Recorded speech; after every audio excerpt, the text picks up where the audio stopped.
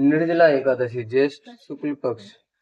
युधिष्ठिर ने कहा, जनार्दन, अपरा का सारा महत्व मैंने सुन लिया। अब ज्येष्ठ शुक्ल पक्ष में जो एकादशी हो उसका वर्णन कीजिए।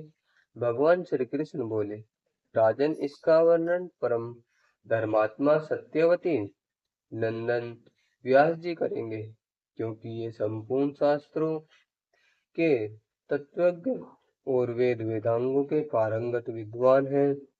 वेद व्यास जी कहने लगे, दोनों ही पक्षों की एकादशियों को भोजन न करें।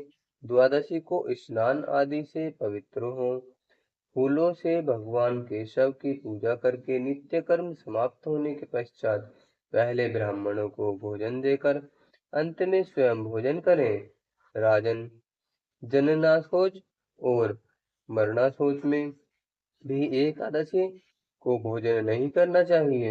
यह सुनकर भीमसेन बोले, हे पितामह, भ्राता युधिष्ठिर, माता कुंती, द्रौपदी, अर्जुन, नकुल और सहदेव आदि एकादशी को दान व व्रत करते हैं और मुझसे एकादशी के दिन अन्न खाने को मना करते हैं। मैं उनसे कहता हूँ कि मैं भूखा नहीं रह सकता। व्यास जी बोले, भीमसेन, यदि तुम नरक को बुरा और स्वर्ग को अच्छा समझते हो तो प्रत्येक माह की दोनों एकादशियों को अन्न न खाया करो। भीमसेन बोले, पितामह, मैंने आपसे पहले भी कह चुका हूँ कि मैं एक दिन एक समय भी भोजन के बिना नहीं रह सकता। फिर मेरे लिए पूरे दिन का उपवास करना कठिन है। यदि मैं परिवर्तन करूं तो एक व्रत अवश्य कर सकता हूँ। अतः आप मुझे कोई एक व्रत बताइए जिससे मुझे स्वर्ग की प्राप्ति हो।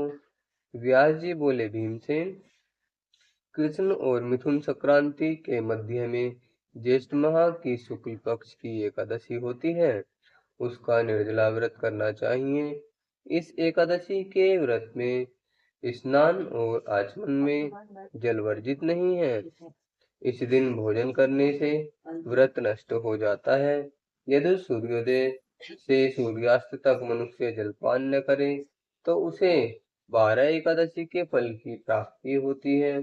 द्वादशी के दिन सूर्योदय से पहले उठना चाहिए और स्नान करके ब्राह्मण को यथा योगदान देना चाहिए। इसके पश्चात भूखे ब्राह्मण को भोजन कराना चाहिए।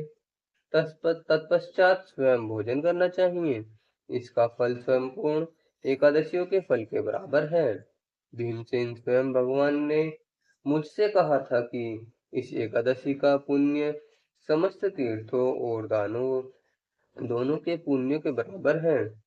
एक दिन निर्जल रहने से मनुष्य सब पापों से मुक्त हो जाता है। जो मनुष्य निर्जला एकादशी का व्रत करते हैं उनको मृत्यु के समय भयानक यमदूत नहीं दिखते हैं। उस समय भगवान विष्णु के यमदूत स्वर्ग से आते हैं और अपने पुष्पक विमान पर बिठाकर स्वर्ग ले जाते हैं।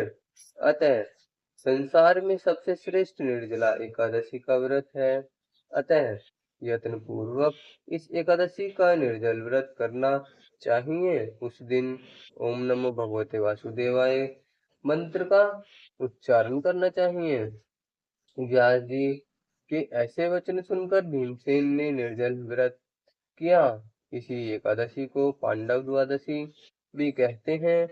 निर्जल व्रत करने से पहले भगवान की पूजा करनी चाहिए और उनसे विनय करना चाहिए कि मैं दूसरे दिन भोजन करूंगा।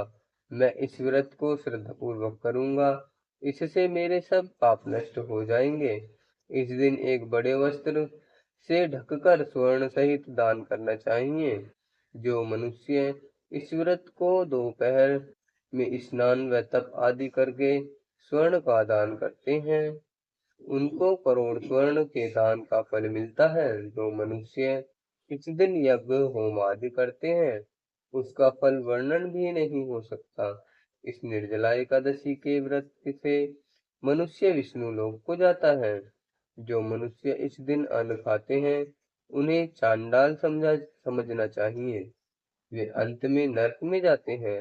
ब्रह्मा हत्यारे, मदपान करने वाले, चोरी करने वाले, गुरु से द्वेष करने वाले, असत्य बोलने वाले इस व्रत को करने से स्वर्ग को जाते हैं।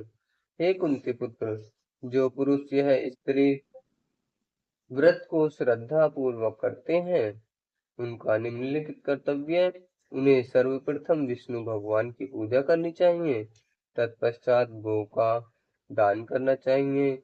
उस दिन ब्राह्मणों को दक्षिणा, मिष्ठान आदि देना चाहिए।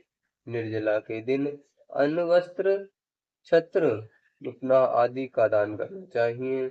जो मनुष्य इस कथा को प्रेम पूर्वक सुनते व पढ़ते हैं, उनको स्वर्ग की प्राप्ति है।